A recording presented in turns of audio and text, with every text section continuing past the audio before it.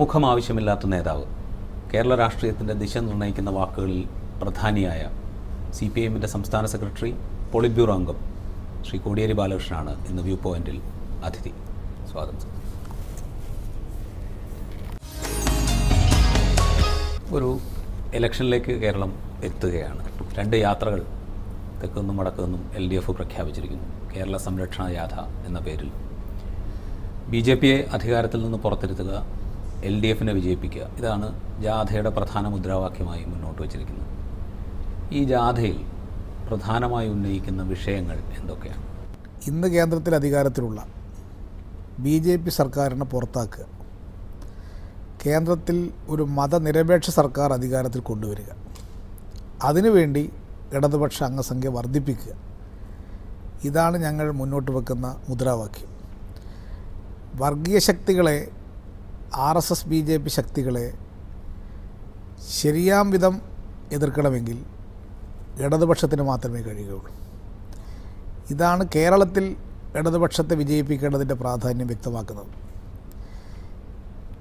2004 വാജ്പേയി സർക്കാർ അധികാരത്തിലുണ്ടായിരുന്ന സന്ദർഭത്തിൽ ആ ഗവൺമെൻറ്റിനെ താഴത്തിറക്കി ഒരു മതനിരപേക്ഷ സർക്കാർ എന്ന മുദ്രാവാക്യം മുന്നോട്ട് വെച്ചത് ഇടതുപക്ഷമാണ്. അന്ന് ആ മുദ്രാവാക്യം ജനങ്ങൾ ഏറ്റെടുക്കുകയും ഇടതുപക്ഷ മുന്നണിക്ക് കൂടുതൽ സീറ്റ് കേരളത്തിൽ ലഭ്യമാവുകയും ചെയ്തൊരു തെരഞ്ഞെടുപ്പായിരുന്നു. അതിന് സമാനമായ വിധത്തിലുള്ള ഒരു രാഷ്ട്രീയ സാഹചര്യം ഇന്ന് കേരളത്തിൽ രൂപപ്പെട്ടു വരുന്നുണ്ട് എന്നാണ് ഞങ്ങൾ വിലയിരുത്തുന്നത്. 2004 സാഹചര്യം സൂചിപ്പിച്ചു. 2004 നിന്ന് ഭിന്നമായി ഈ 2019 എത്തുമ്പോൾ 2004 കോൺഗ്രസിനെ, BJP അധികാരത്തിൽ നിന്ന് പുറത്തിരുത്താൻ കോൺഗ്രസ് നേതൃത്വം നൽകുന്ന ഒരു സർക്കാരിനെ ഇടതുപക്ഷം പിന്തുണയ്ക്കും എന്നൊരു പ്രതീതി ആ തെരഞ്ഞെടുപ്പിന് മുമ്പേ തന്നെ ഉണ്ടായിരുന്നു. കാരണം ഇപ്പോൾ കന്യാകുമാരിയിലൊക്കെ ഹർകിഷൻ സിംഗ് സുർജിത്തും സോണിയാഗാന്ധിയും ഒക്കെ ഒരുമിച്ച് തെരഞ്ഞെടുപ്പ് പ്രചാരണ വേദി പങ്കിട്ട ഒരു സാഹചര്യം 2004 ഉണ്ടായിരുന്നു. പക്ഷേ ഇത്തവണ സാഹചര്യം ഭിന്നമാണ്. കോൺഗ്രസുമായി ഒരു രാഷ്ട്രീയ ധാരണയ്ക്കില്ല എന്ന് നേരത്തെ തന്നെ CPM നിലപാട് വ്യക്തമാക്കി കഴിഞ്ഞു. അത്തരമൊരു സാഹചര്യത്തിൽ ഈ 2004 സമാനമായൊരു വിജയം, അതിനുള്ള സാധ്യത അത് എത്രത്തോളമാണ്? 2004 ഇലക്ഷന് മുമ്പ് അത്തരത്തിലൊരു ശ്രമം നടന്നിട്ടില്ല. ഇലക്ഷന് ശേഷമാണ് അങ്ങനെ ചില ശ്രമങ്ങൾ ആരംഭിച്ചത്. 96 അത് തന്നെയായിരുന്നു അവസ്ഥ. ഇലക്ഷന് മുമ്പ് അത്തരത്തിലൊരു നീക്കവും ഉണ്ടായിട്ടില്ല. ഇപ്പോഴും ദേശീയ സാഹചര്യം നോക്കിയാൽ അത്തരമൊരു സഖ്യം ഇലക്ഷന് മുമ്പ് ഉണ്ടാകാൻ പോകുന്നില്ല. എന്നാൽ ഇലക്ഷന് ശേഷം അത്തരമൊരു സഖ്യം ഉണ്ടാകും. കോൺഗ്രസ് ഒറ്റക്കക്ഷിയായിട്ട് മാറുമോ എന്നുള്ളത് ഇപ്പം പറയാൻ സാധിക്കില്ല. ഏറ്റവും കൂടുതൽ അംഗബലമുള്ള കക്ഷിയായിട്ട് മാറുമോ എന്ന് ഇപ്പം നമുക്ക് പറയാൻ സാധിക്കില്ല. കോൺഗ്രസ് ഏറ്റവും വലിയ ഒറ്റക്കക്ഷിയായി എന്ന് വിചാരിക്കുക. അങ്ങനെയാണെങ്കിൽ തന്നെ കോൺഗ്രസ് ഒറ്റക്കക്ഷിയായി മാറിയിട്ടുള്ള പല സംസ്ഥാനങ്ങളിലും കോൺഗ്രസ്സിന് മന്ത്രിസഭ ഉണ്ടാക്കാൻ കഴിഞ്ഞില്ലല്ലോ. കോൺഗ്രസ്സായിട്ട് നിൽക്കുന്നില്ല എന്നതാണ് ഇന്നത്തെ ഏറ്റവും വലിയ അപകടകരമായ അവസ്ഥ.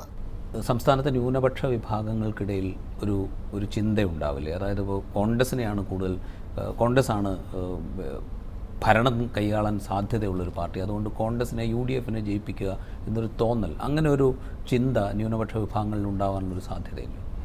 അതേ അവസ്ഥ 2004 ഉണ്ടായിരുന്നല്ലോ. ഈ പ്രചരണം ഇന്നത്തേതിനേക്കാൾ ശക്തമായിട്ട് അന്നായിരുന്നല്ലോ. നിങ്ങൾ ജയിച്ചിരുന്നതാണ് കാര്യം, നിങ്ങൾ അവിടെ പോയാൽ കോൺഗ്രസിന് പിന്തുണ കൊടുക്കേണ്ടി വരില്ലേ എന്നുള്ള ചോദ്യം തന്നെയാണ് 2004 ഇലക്ഷൻ കാലത്തുണ്ടായിരുന്നത്. ആ ചോദ്യത്തിന് ഉത്തരം നൽകിക്കൊണ്ടാണല്ലോ കേരളത്തിലെ ജനങ്ങൾ കോൺഗ്രസിന് ഒരു സീറ്റ് പോലും കൊടുക്കാതെ കോൺഗ്രസിനെ തോൽപ്പിച്ചത് 2004 അത് ഇടതുപക്ഷത്തെ വിശ്വസിക്കാം കോൺഗ്രസിനേക്കാൾ കൂടുതൽ. അവിടെ പോയി കഴിഞ്ഞാൽ ഇടതുപക്ഷക്കാർ ഒരിക്കലും BJPക്ക് അനുകൂലമായ നിലപാട് സ്വീകരിക്കില്ല. കോൺഗ്രസ് ഒന്ന് ജയിച്ചു പോയവനും ചിലപ്പോൾ BJPക്ക് അനുകൂലമായ നിലപാടെടുത്തേക്കാം എന്നുള്ള നില കോൺഗ്രസിനുള്ളത് കൊണ്ടല്ലേ ആ പ്രചരണം നടത്തിയിട്ട് കേരളത്തിലെ ദേശായി പോയത്. ലോക്സഭയിലേക്ക് വോട്ട് ചെയ്യുമ്പോൾ അവിടെ അധികാരത്തിൽ ആര് വരും എന്നുള്ളതിനെ ആശ്രയിച്ച് വോട്ട് ചെയ്യണം എന്ന് കേരളത്തിലെ വോട്ടർമാർ ചിന്തിക്കുന്നൊരു സാഹചര്യമുണ്ട്. അതാണ് ഞാനിത് പ്രത്യേകമായി ചോദിക്കാൻ കാര്യം. കഴിഞ്ഞ ലോക്സഭാ തെരഞ്ഞെടുപ്പ് ഞങ്ങൾക്ക് പ്രതികൂലമായ സ്ഥിതിയായിരുന്നില്ലേ? ഏറ്റവും കൂടുതൽ മതന്യൂനപക്ഷങ്ങളുള്ള സ്ഥലത്ത് ഇടുക്കിയിൽ ഇടതുപക്ഷമല്ലേ ജയിച്ചത്? ചാലക്കുടി ഇടതുപക്ഷമല്ലേ ജയിച്ചത്? തൃശ്ശൂരിൽ ഇടതുപക്ഷം ജയിച്ചില്ലേ? ഈ 3 മണ്ഡലങ്ങൾ ജയിച്ചത് എന്തുകൊണ്ടാണ്? അപ്പോൾ അത് കേരളത്തെ സംബന്ധിച്ചിടത്തോളം അത് പഴയ കാലത്തുള്ള ഒരു പ്രചരണ രീതിയാണ്. ഇപ്പോൾ അത് മാറിക്കഴിഞ്ഞു. ഇപ്പോൾ BJPയുടെ കാര്യം പറഞ്ഞതുകൊണ്ട് BJP കേരളത്തിൽ നിന്ന് ലോക്സഭയിലേക്ക് അക്കൗണ്ട് തുറക്കുക എന്നതൊരു അജണ്ടയായി സ്വീകരിച്ചിട്ടുണ്ട്. പ്രധാനമായും അറിയാമല്ലോ, തിരുവനന്തപുരമാണ് അവരുടെ ഒരു കഴിഞ്ഞ തിരഞ്ഞെടുപ്പ് കണക്കാക്കിയാൽ തിരുവനന്തപുരമാണ് അവർക്ക് മത്സരിച്ച് ജയിക്കാൻ സാധ്യതയുള്ളതായി കൽപ്പിക്കപ്പെടുന്ന ഒരു മണ്ഡലം. ആ തെരഞ്ഞെടുപ്പിന് ശേഷമുണ്ടായ വിലയിരുത്തലുകളിൽ ശശി തരൂരിന് ഇടതുപക്ഷത്തുനിന്ന് വോട്ട് നൽകിയതുകൊണ്ടാണ് ശശി തരൂർ ജയിച്ചത്. അത് രാജഗോപാലിനെ അല്ലെങ്കിൽ BJPക്ക് അക്കൗണ്ട് തുറക്കാതിരിക്കാൻ പാകത്തിൽ ഒരു നിലപാട് ഇടതുപക്ഷം എടുത്തു. അതിൽ പ്രധാനമായും CPM അങ്ങനെ ഒരു നിലപാടെടുത്തു എന്നൊരു വിലയിരുത്തൽ വന്നിരുന്നു. അത്തരമൊരു സമീപനം, ചില കണക്കൂട്ടലുകളുടെ അടിസ്ഥാനത്തിലെടുക്കുന്ന നിലപാടുകൾ, അതൊക്കെ വേണ്ടി വരുമോ ഇത്തരം ഈ തെരഞ്ഞെടുപ്പിൽ? കഴിഞ്ഞ തെരഞ്ഞെടുപ്പിൽ ശശി തരൂരിന് അനുകൂലമായ നിലപാട് ഇടതുപക്ഷം സ്വീകരിച്ചു എന്ന് പറയുന്നതിന് തെറ്റായിട്ടുള്ളൊരു വിലയിരുത്തലാണ്. ഞങ്ങൾ കഴിഞ്ഞ തെരഞ്ഞെടുപ്പിൽ ഇടതുപക്ഷം വിജയിപ്പിക്കാനുള്ള ശ്രമമാണ് നടത്തിയത്. പക്ഷേ അന്നത്തെ ഒരു പ്രത്യേക സാഹചര്യം ഉണ്ടായിരുന്നു. ഇടതുപക്ഷത്തിൻ്റെ പേരിൽ മത്സരിച്ച CPI സ്ഥാനാർത്ഥിക്ക് ഇടതുപക്ഷ അണികളുടെ തന്നെ വിശ്വസ്തത ആർജിക്കാൻ സാധിച്ചില്ല. സ്ഥാനാർത്ഥിയെ പ്രഖ്യാപിച്ച CPIക്കകത്ത് തന്നെ ചില കലാപങ്ങളുണ്ടായി. അത് ഞങ്ങൾക്കെതിരായിട്ടുള്ളൊരു പ്രതികരണം ഉണ്ടാക്കാൻ സഹായകരമായി. പല വാദങ്ങളും ആ ഘട്ടത്തിലുണ്ടായി. അത് പ്രചരണത്തിനൊന്നും യാതൊരു വസ്തുതയുണ്ടായിരുന്നില്ല. പക്ഷേ അതൊരു പ്രചരണമായിട്ട് വന്നത് ഞങ്ങൾക്ക് ദോഷം ചെയ്തു. അതിൻ്റെ ഫലമായി ഇടതുപക്ഷത്തിൻ്റെ വോട്ടർമാരിൽ പല വോട്ടർമാരും പല വഴിക്ക് ശിഥിലീകരിക്കപ്പെട്ടു പോയി. അതിൻ്റെ ഭാഗമായിട്ടാണ് ഇടതുപക്ഷം 3ാം സ്ഥാനത്തേക്ക് പോയത്. അല്ല, ഇടതുപക്ഷ ജനാധിപത്യ മുന്നണിയുടെ സ്ഥാനാർത്ഥി എന്ന് പറയുമ്പോൾ സ്വാഭാവികമായിട്ടും ആ മുന്നണിയുടെ മൊത്തത്തിലുള്ളൊരു സ്ഥാനാർത്ഥിയായിട്ട് തന്നെ പരിഗണിക്കുന്നു. CPM ആണ് മുഖ്യ പാർട്ടി എന്നുള്ള നിലയിൽ പ്രചാരണ രംഗത്ത് ഏറ്റവും ശക്തമായി നിൽക്കുകയും CPM തന്നെയാണ്. പക്ഷേ ഞാൻ ചോദിക്കുന്നത്, ഇപ്പോൾ ചില വാർത്തകൾ വരുന്നുണ്ട്, കൊല്ലം തിരുവനന്തപുരം സീറ്റുകൾ അങ്ങോട്ടും ഇങ്ങോട്ടും വെച്ചു മാറാൻ ആലോചിക്കുന്നു. തിരുവനന്തപുരം സീറ്റ് CPM ഏറ്റെടുക്കുകയാണെങ്കിൽ കുറേ കൂടെ വിജയസാധ്യതയുള്ള സ്ഥാനാർത്ഥിയെ മത്സരിപ്പിക്കാൻ സാധിക്കും എന്ന തരത്തിലുള്ള ചില വിലയിരുത്തലുകൾ വരുന്നുണ്ട്. അങ്ങനെ ഏറ്റെടുക്കുക കൊടുക്കുക എന്നുള്ളതും ഇടതുപക്ഷ മുന്നണിയിലുള്ള നടപടിക്രമമല്ല. ഇത് ഞങ്ങൾ കൊടുക്കേണ്ട ആളും ബാക്കിയുള്ള ആൾ ഏറ്റെടുക്കലും അങ്ങനെ ജമ്മി കുടിയാൻ ബന്ധമൊന്നും ഇടതുപക്ഷ മുന്നണിക്കകത്തില്ല. ഞങ്ങൾ പരസ്പരം ചർച്ച ചെയ്ത് ഒരു സീറ്റിൽ വിജയിക്കാൻ പറ്റുന്നത് ആരാണ് എന്ന് ചർച്ച ചെയ്ത് തീരുമാനിക്കും. അത് മുന്നണിയുടെ ചർച്ച പൂർത്തിയാകുന്നതോടു കൂടി അത് സംബന്ധിച്ച് തീരുമാനമാകും. ഞങ്ങൾ ഒരു സ്ഥലത്തും അങ്ങനെ ഏതെങ്കിലും ഒരു സീറ്റ് എടുക്കണമെന്നുള്ള ചർച്ച ഇപ്പോൾ പാർട്ടിയിൽ നടക്കുന്നേ ഇല്ല. അല്ല, ഇടതുമുന്നണിയിലേക്കുള്ള ചർച്ച, സീറ്റ് വിഭജന ചർച്ചയും ഇടതുമുന്നണിയുടെ ഭാഗമായിട്ടുള്ള ഉഭയകക്ഷി ചർച്ചകളും ഒക്കെ വരാനിരിക്കുന്നുള്ളൂ. പക്ഷേ എങ്കിലും ഒരു ധാരണ ഉണ്ടാവുമല്ലോ. ഇപ്പോൾ കഴിഞ്ഞ തവണ കോട്ടയം മത്സരിച്ചത് ജനതാദൾ S ആയിരുന്നു. കോട്ടയത്ത് CPMന് മത്സരിക്കണം, അല്ലെങ്കിൽ CPM സ്ഥാനാർത്ഥിയാണെങ്കിൽ കുറേ കൂടെ വിജയ സാധ്യതയുണ്ട് എന്ന വിലയിരുത്തലുകൾ വരുന്നുണ്ട്. അപ്പോൾ സ്വാഭാവികമായും അത്തരം ആലോചനകൾ പാർട്ടിക്കുള്ളിൽ ഉണ്ടാവില്ല. അതിപ്പോൾ ഒരു പ്രധാന കക്ഷി CPM ആയതുകൊണ്ട് എല്ലാ സീറ്റിലും CPM മത്സരിച്ചാൽ തരക്കേടില്ല എന്ന് CPM സഖാക്കൾക്ക് ചിന്തയുണ്ടാവും. CPMനെ സംബന്ധിച്ചിടത്തോളം ഞങ്ങൾ തീരുമാനിച്ചിട്ടുണ്ട്, അങ്ങനെയുള്ള യാതൊരു ചർച്ചകളും ഒരു പാർട്ടി ഘടകത്തിലും ഇത്തവണ നടത്തുന്നില്ല. അങ്ങനെ ചർച്ചകൾ നടക്കുന്നത് അത് വിപരീത ഫലമുണ്ടാകും. അതുകൊണ്ട് അത്തരത്തിൽ ഒരു ചർച്ചയും ഞങ്ങൾ പ്രോത്സാഹിപ്പിക്കാൻ ഉദ്ദേശിക്കുന്നില്ല. ഇപ്പോൾ സ്വാഭാവികമായിട്ടും ഘടകകക്ഷികളുടെ സീറ്റുകളുണ്ട്. ഇപ്പോൾ CPIക്ക് 4 സീറ്റുണ്ട്, ജനതാദൾ Sന് 1 സീറ്റുണ്ട്. അവർക്കൊക്കെ നിലവിലുള്ള സീറ്റുകൾ കൊടുക്കേണ്ടി വരില്ലേ? അങ്ങനെയല്ലേ സാധാരണ നിലയ്ക്ക് ചെയ്യേണ്ടി വരിക? അതൊക്കെ ചർച്ച ചെയ്യുമ്പോഴല്ലേ പറയാൻ സാധിക്കൂ. അതല്ലേ നിങ്ങൾ ചോദ്യം കൊടുക്കുക എന്ന് പറഞ്ഞത് ഞങ്ങളെന്താ മുതലാളിയോ അവർ തൊഴിലാളികളോ?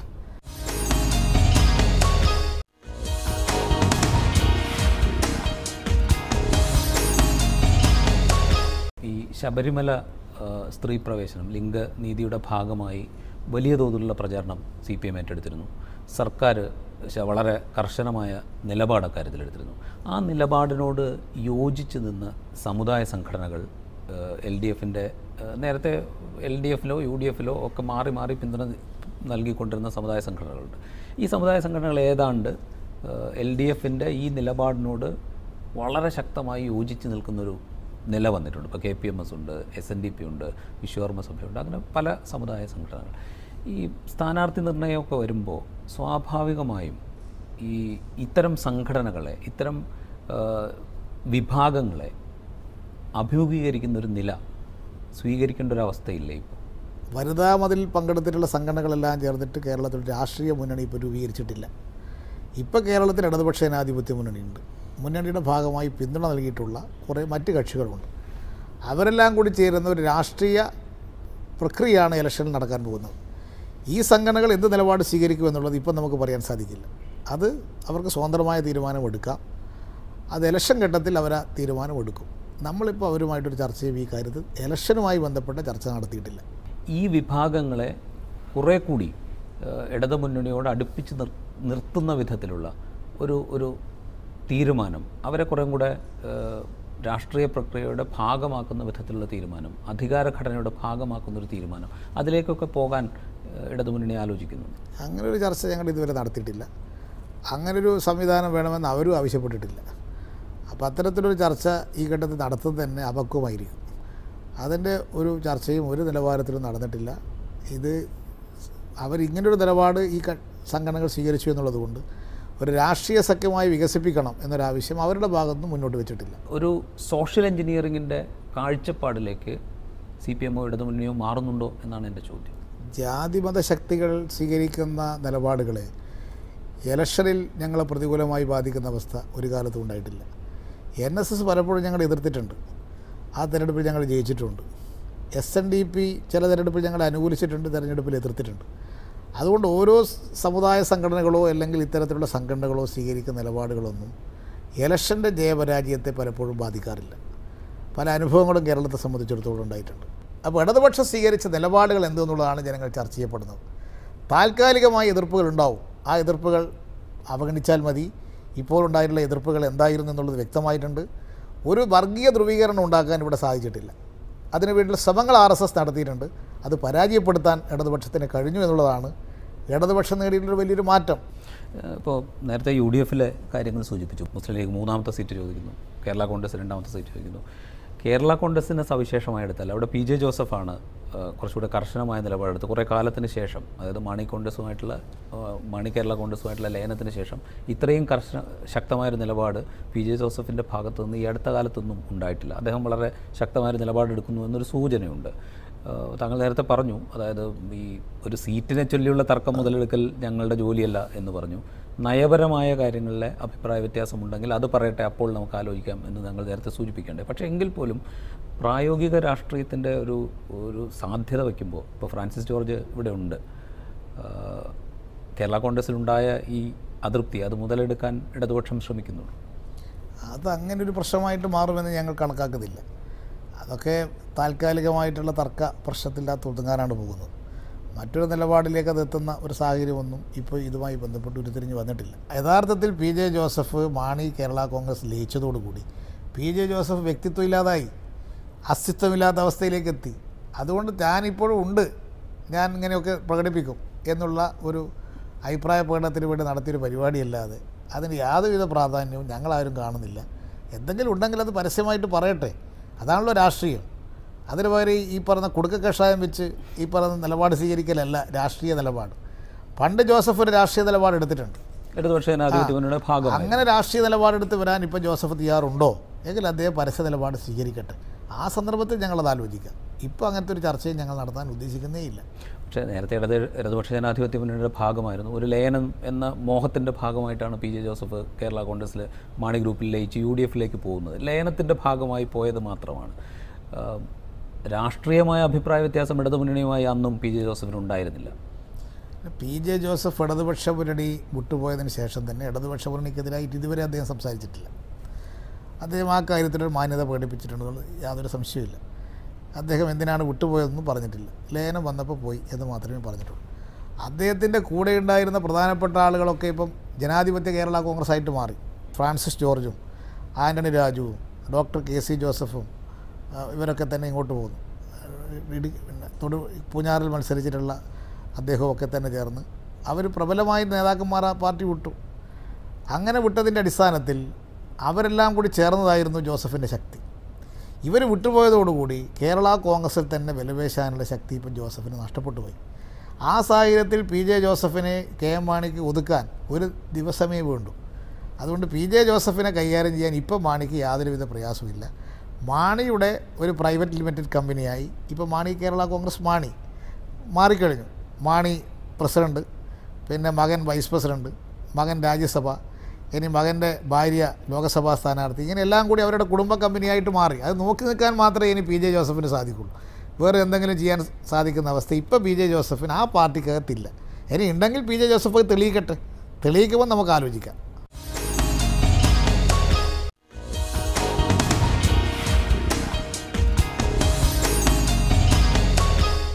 ഈ കേന്ദ്രം കേരളത്തോട് കാണിക്കുന്ന വലിയ അവഗണന, ഇപ്പോൾ കടമെടുപ്പിൻ്റെ പരിധി കൂട്ടണം എന്നാവശ്യപ്പെട്ടു, അത് അനുവദിക്കുന്നില്ല.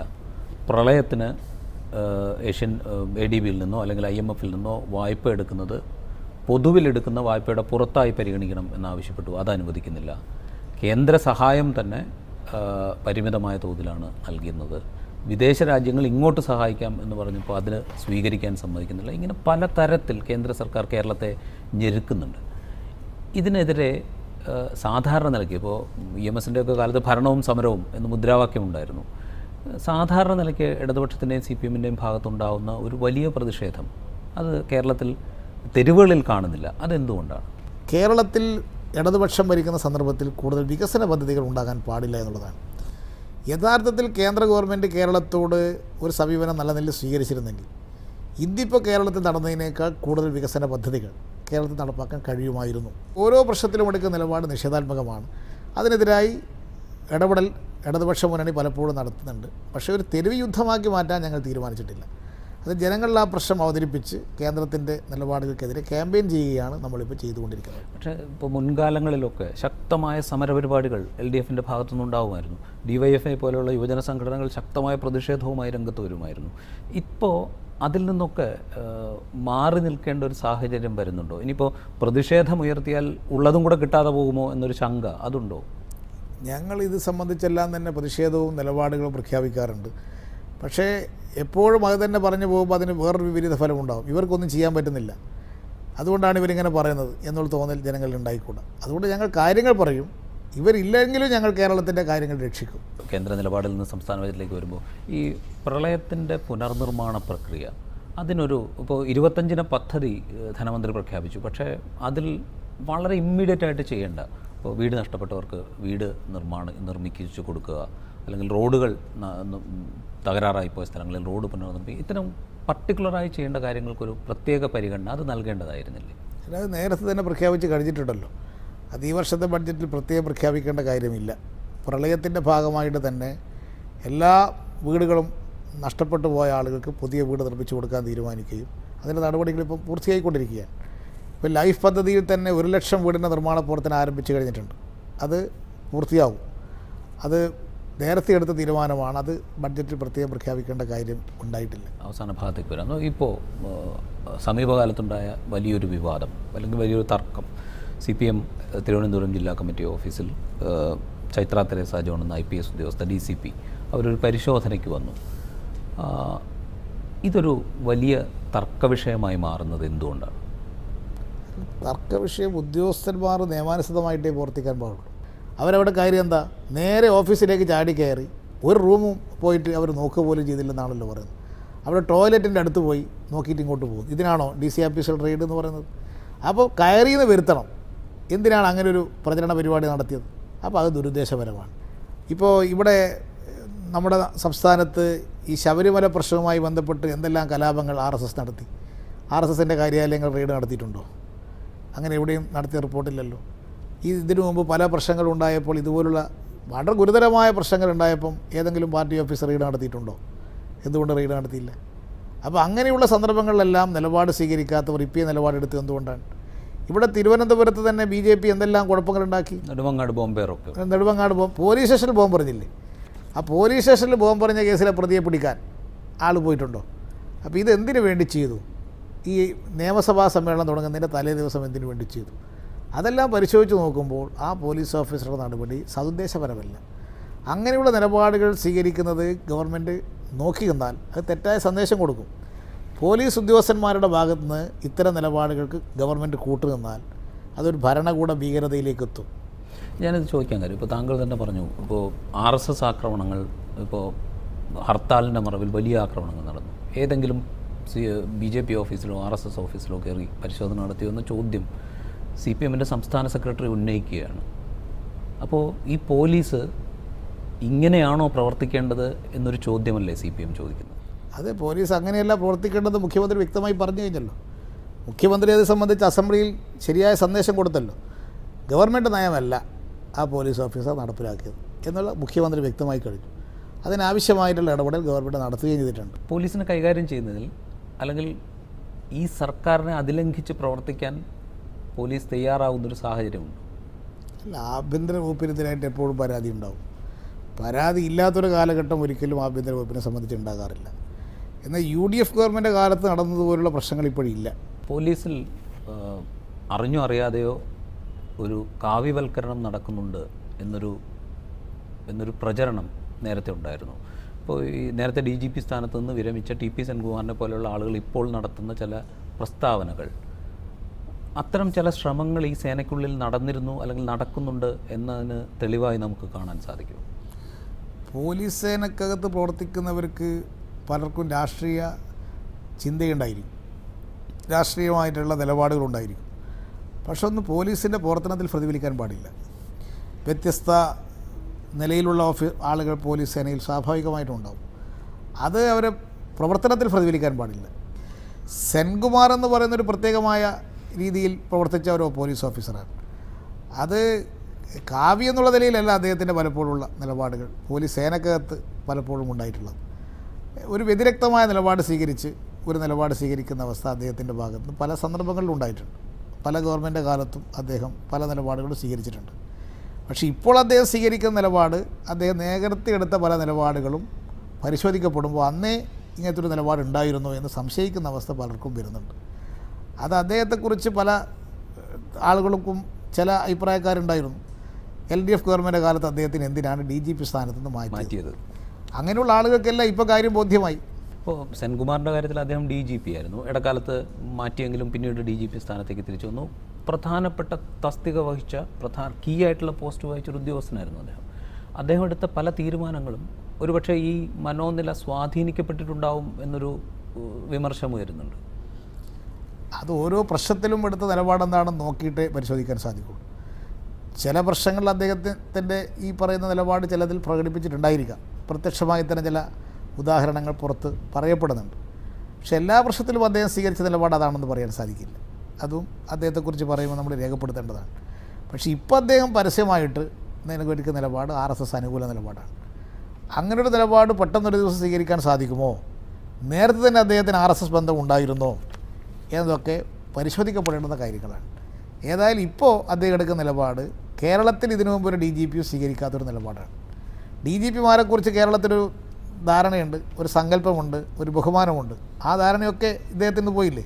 ഇപ്പോൾ ലിംഗനീതി അല്ലെങ്കിൽ ലിംഗസമത്വം ഒരു വലിയ ചർച്ചാ വിഷയമായി മുന്നിലുണ്ട്. അക്കാര്യത്തിലൊരു ശക്തമായ നിലപാട് CPM-ഉം മുഖ്യമന്ത്രിയും സർക്കാരും സ്വീകരിച്ചിട്ടുണ്ട്.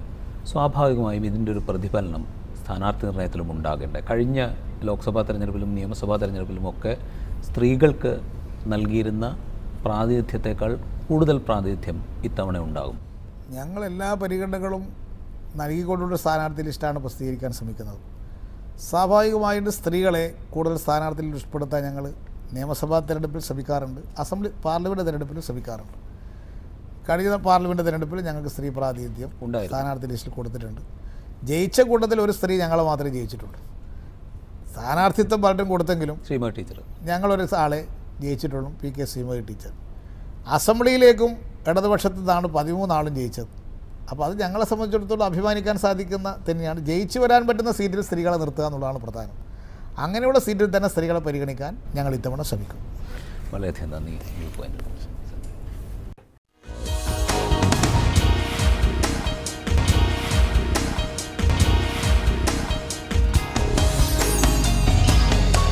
Costume courtesy, Big Shot, SM Street, Calicut.